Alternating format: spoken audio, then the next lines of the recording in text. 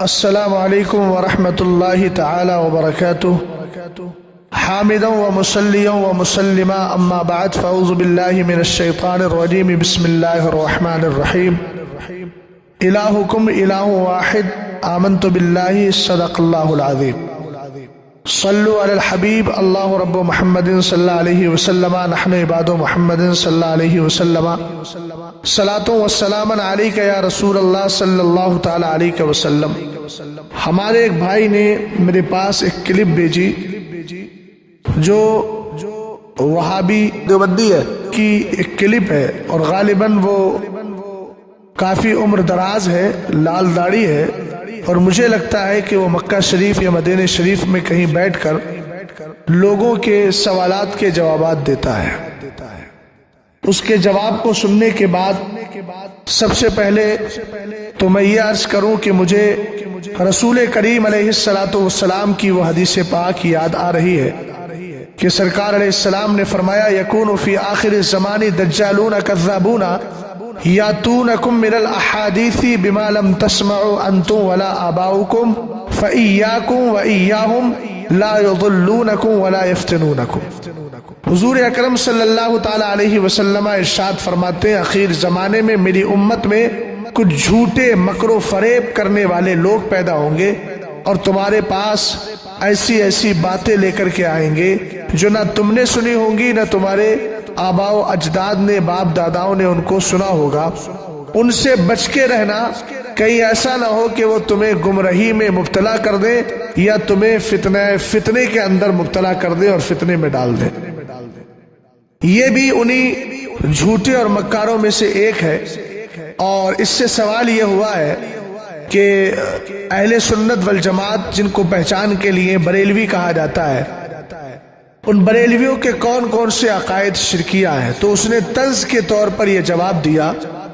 کہ آپ مجھے یہ بتائیں کہ ان کا عقیدہ توحید کون سا ہے؟ ان کے تو سارے عقیدے شرکیہ ہیں، معاذ اللہ رب العالمین۔ پہلی بات تو میں آپ احباب اہل سنت کو یہ بتائے دیتا ہوں کہ شرک کہتے کس کو ہے۔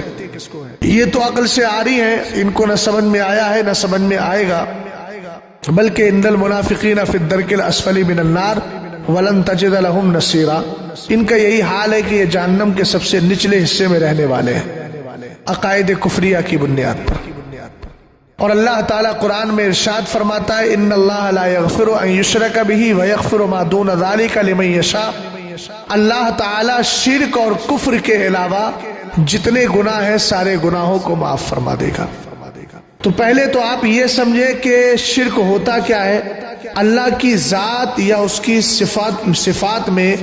یا اس کی صفت میں کسی کو شریک کرنا، اور شریک کرنے کا مطلب یہ ہے کہ یہ بات ماننا کہ فلاں انسان سنتا ہے تو اللہ کی جانب سے اس کے اندر قوت سماعت پیدا نہیں کی گئی ہے، بلکہ وہ خود سے سنتا ہے، خود سے دیکھتا ہے، خود سے کرتا ہے۔ اللہ تعالیٰ کے فعل کو اور اللہ کے کرنے کو اس میں کوئی عمل دخل نہیں ہے۔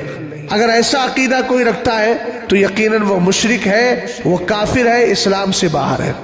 لیکن اگر کوئی یہ عقیدہ رکھے کہ ہم حضرات اولیاء، حضرات انبیاء، حضرات رسولان اعظام کی بارگاہوں میں جا کر ان سے طلب کرتے ہیں، اور اس لیے طلب کرتے ہیں کہ یہ اللہ کے محبوب ہیں اور اللہ تعالیٰ نے ان کو اتھارٹی، اختیار، ادھیکار دیا ہے، طاقت دی ہے، ان کی جو طاقت ہے وہ اللہ کی عطا سے ہے اور اللہ تعالیٰ کے دینے سے ہے۔ لہذا ایسی صورت میں یہ عقیدہ رکھنے والا کوئی انسان بھی کافر نہیں ہوگا، گمراہ نہیں ہوگا، سنی سے العقیدہ مومن رہے گا۔ اب ان کو مغالطہ کہاں ہوا ہے؟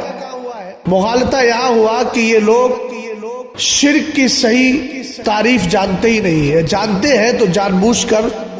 انجان بنتے ہیں۔ اور ان کا وہی حال ہے کہ حضرت عبداللہ ابن عمر رضی اللہ تعالی عنہما نے بہت پہلے ارشاد فرمایا تھا خوارج کے بارے میں۔ روایت ہے کانا ابن عمر یراہم شرار الخلقی، جو خارجی تھے انہی خارجیوں کے نظریے پر یہ خارجی بھی مسلمانوں کو کافر مانتے تھے، اور یہ بھی سنی سے العقیدہ لوگوں کو مشرک اور کافر مانتے ہیں۔ حضرت عبداللہ ابن عمر رضی اللہ تعالی عنہما ان کو جو ہے مخلوق میں سب سے بدترین مانتے تھے اور فرماتے تھے انہم انطلقوا الی آیات نزلت فی المشرکین فحملوها علی المؤمنین، فرمایا کہ جو آیتیں قرآن پاک میں مشرکین کے بارے میں اتری تھی انہوں نے ان آیتوں کو ایمان والوں پہ چسپا کر دیا، ایمان والوں پہ فٹ کر دیا اپنی طبیعت کی بنیاد پر۔ ظاہر سی بات ہے کہ اللہ تعالیٰ کے بغیر دیے، اللہ کے بغیر کیے، ہم نہ کسی نبی کو اس منصب پہ مانتے ہیں، نہ کسی غیر نبی کو مانتے ہیں، نہ کسی ولی کو مانتے ہیں۔ ہم یہ کہتے ہیں جو کچھ ملا ہے ان کو وہ سب اللہ تعالیٰ کے دینے سے ملا ہے۔ تو فرق ہو گیا، اللہ دیتا ہے وہ کسی کے دینے سے نہیں دیتا، اور یہ حضرات دیتے ہیں تو حضرات انبیاء کو اللہ تعالیٰ نے عطا فرما دیا ہے، اس لیے ملا کرتا ہے۔ تو اس نے کہا کہ ایک شرک تو یہ ہے، میں نے آپ کے سامنے شرک کی تعریف رکھ دی، ساتھ ہی وہ کہتا ہے کہ یہ بزرگوں کے نام سے ہر سال عرس مناتے ہیں اور ان کے نام سے جو ہے یہ جانور ذبح کرتے ہیں۔ تو نام سے ذبح کرنے کی دو حیثیتیں ہوتی ہیں، ایک ہے کہ ہم ذبح کرتے وقت اللہ کا نام نہ لیں بلکہ اس ولی کا نام لیں۔ حاشا وکلا جاہل سے جاہل سنی بھی جو ان پڑھ ہے، جس کو کچھ نہیں آتا، کلمہ شریف جانتا ہے بس، وہ بھی الحمدللہ رب العالمین اس خیال سے ذبح نہیں کرتا ہے، نہ اس نام سے ذبح کرتا ہے کہ وہ ذبح کرتے وقت غوث پاک یا کسی اور ولی کا نام لے رہا ہو، بلکہ وہ یہی کہتا ہے بسم اللہ اللہ اکبر، بسم اللہ اللہ اکبر۔ اب ہم بزرگوں کے نام پر جو جانور ذبح کرتے ہیں اس کی حقیقت صرف اتنی ہے کہ ہم جب ذبح کرتے ہیں تو اللہ تعالیٰ ہی کا نام لیتے ہیں، لیکن ولی کے نام پر ذبح کرنے کا مطلب یہ ہے کہ ہم اس کا ثواب ولی کو پہنچا دیتے ہیں، اور یہ تو کوئی عیب نہیں ہے، یہ تو میرے نبی علیہ الصلوۃ والسلام نے خود کیا۔ ابو داؤد شریف کی حدیث پاک ہے، نام کی بات کر رہا ہوں میں، کسی ولی کے نام پر نہیں، بلکہ سرکار علیہ السلام نے اپنی امت کے نام سے قربانی کی۔ آقا کریم علیہ الصلوۃ والسلام نے جب دعا کی تو یہ کہا اللہم تقبل من محمد وآل محمد ومن امت محمد، اے اللہ اس کو محمد اور ان کی آل اور ان کی اس امت کی طرف سے قبول کر لے جو آگے چل کے قیامت تک آئے گی اور قربانی کرنے کی طاقت نہیں رکھے گی۔ تو سرکار علیہ السلام نے یہاں اپنی امت کی طرف سے قربانی کی، اسی طریقے سے ہم بزرگوں کی طرف سے کرتے ہیں، جانور ذبح کرتے ہیں، اس کی حقیقت اتنی ہوتی ہے ذبح کرتے وقت لیتے اللہ تعالیٰ ہی کا نام ہے، لیکن فاتحہ پڑھ کے ایصال ثواب کر کے ان کی بارگاہوں تک پہنچانے کی کوشش کرتے ہیں۔ اب رہا عرس کا معنی، تو اس نے کہا کہ یہ لوگ تو ولیوں کو مردہ مانتے ہی نہیں ہے، الحمدللہ مردہ وہ مانے جس کا عقیدہ مردہ ہو، تم لوگ البتہ مردے ہو چلتے پھرتے اور زمین کے اندر بھی مردے ہو۔ ہمارے لیے تو اللہ رب العزت کا کرم ہے، حدیث پاک میں بشارت ہے، میرے نبی علیہ السلام فرماتے ہیں اذا مات المؤمن یخلی سربہ یسرع حیث یشاء، جب ایمان والے کا انتقال ہو جاتا ہے تو اس کا راستہ خالی کر دیا جاتا ہے، انتقال کے بعد وہ جہاں کی چاہتا ہے وہاں کی سیر کر لیا کرتا ہے۔ اور ایمان والے کا انتقال ہوتا ہے، میرے نبی علیہ السلام فرماتے انما نسبۃ المؤمن طائر یعلق فی شجر الجنہ حتی یرجعہ اللہ تبارک و تعالی الی جسدہ یوم یبعثہ، فرمایا کہ ایمان والے کی روح کو اللہ تعالیٰ پرندے کی شکل دیتا ہے، وہ پرندہ جنت کے درختوں میں رہتا ہے یہاں تک کہ اللہ تعالیٰ اس کی روح کو اس کے جسم کی طرف اس دن لوٹائے گا جس دن وہ قیامت برپا کرے گا۔ تو دیکھو ایمان والوں کی پرواز کیا ہے، اور جو ولی کامل ہے اس کی بات تو الگ ہے، اللہ تعالیٰ ان کے جسموں کو محفوظ رکھتا ہے۔ ایک حافظ قرآن سنی سے العقیدہ ہو تب میرے نبی علیہ السلام کی حدیث پاک، حضرت علی حدیث کے راوی، اذا مات حامل القرآن اوحى اللہ تبارک و تعالی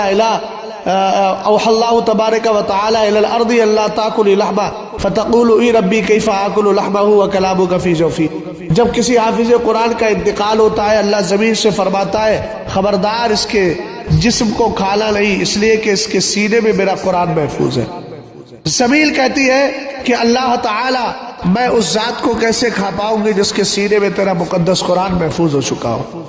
اب آپ اس سے اندازہ لگائیے، ایک حافظ قرآن ہے جس کی ولایت کا معاملہ بھی نہیں ہے، اللہ تعالیٰ جب اس کے جسم کو محفوظ رکھ رہا ہے تو یقیناً حضرات اولیاء کی اجساد اور ان کے جسم کیوں نہیں محفوظ ہوں گے؟ اور یہ تو ان پاگلوں کو سمجھنا چاہیے کہ ہندوستان کی سرزمین پر کتنے ایسے مزارات اولیاء ہیں جو توڑے گئے کسی وجہ سے اور ان کے جسموں کو نکالا گیا تو جسم تر و تازہ نکلے۔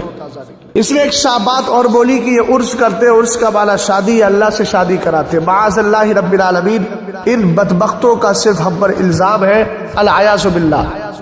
دوسری بات اس نے کہا کہ سجدہ، میں ساری وہابیت ذریت جو غیر مقلدین ہے یا پھر ان کے حملہ دیوبندی ہے، سب سے میں ایک ہی سوال کرنا چاہوں گا کہ سجدہ کہتے کس کو ہے؟ اکارڈنگ آف ڈکشنری نہیں، اکارڈنگ آف شرع، مذہب اسلام کے اعتبار سے شریعت سجدہ کس کو کہتے ہیں؟ لغت کے اعتبار سے تو وضع الجبہۃ علی الارض، زمین پر پیشانی کا رکھنا سجدہ ہے۔ شریعت کے نظر میں جو سجدہ ہے اس کے لیے 8 شرطیں ہیں۔ پہلی 2 شرطیں یہ کہ دونوں پیروں کی انگلیاں زمین پر لگے، دونوں گھٹنے لگے، 4 ہو گئے، 2 ہاتھ لگے، 6 ہو گئے، لاکھ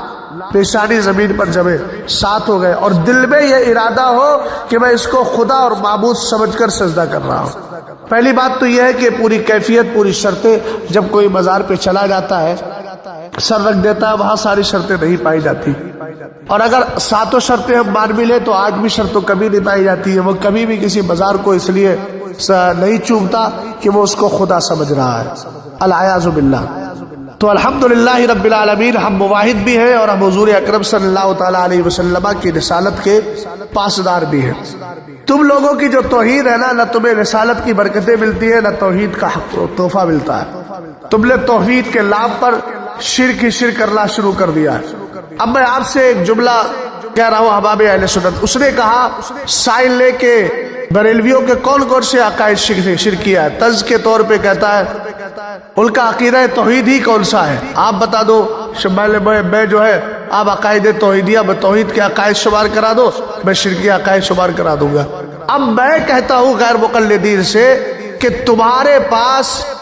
تم ہم سے کہتے ہو، اب مجھ سے اگر کوئی سوال کرے کہ غیر مقلدین کے پاس کون سا عقیدہ شرکیہ ہے، تو میں کہوں گا ان کے پاس تو پورا عقیدہ شرکیہ ہی ہے اور پورا عقیدہ کفریہ ہی ہے۔ آپ کہیں گے وہ کیسے؟ میں کہوں گا کہ یہ بات پر سنیوں کو، صحیح عقیدہ لوگوں کو مشرک مشرک مشرک مشرک کی رٹ لگائے رہتے ہیں، اور آپ جانتے ہیں حدیث پاک میں ہے جب کوئی کسی کو کافر یا مشرک کہے گا، کافر کا لفظ آیا ہے، کسی نے اپنے بھائی کو کافر کہا تو کفر اسی پہ پلٹے گا۔ کفر کی سب سے اعلیٰ کہوں اس معنی کر کہ سب سے زیادہ منحوس اگر قسم کوئی ہے کفر کی تو وہ شرک ہے، اللہ کی ذات کے ساتھ کسی کو شریک ٹھہرانا، اور یہ وہی شرک کی توبت اہل سنت والجماعت پر لگاتے ہیں، اور جو آیت مشرکین کے بارے میں اتری ہے ان کو ایمان والوں پہ فٹ کرتے ہیں۔ اس لیے ایسے جاہلوں کی تقریریں سننے سے، ان کے کلپیں دیکھنے سننے سے مکمل پرہیز کیا جائے۔ الحمدللہ رب العالمین، ہم سجدہ صرف خدا کو کرتے ہیں، اس کے علاوہ کسی کو نہیں کرتے۔ واللہ تعالی عالم بالصواب۔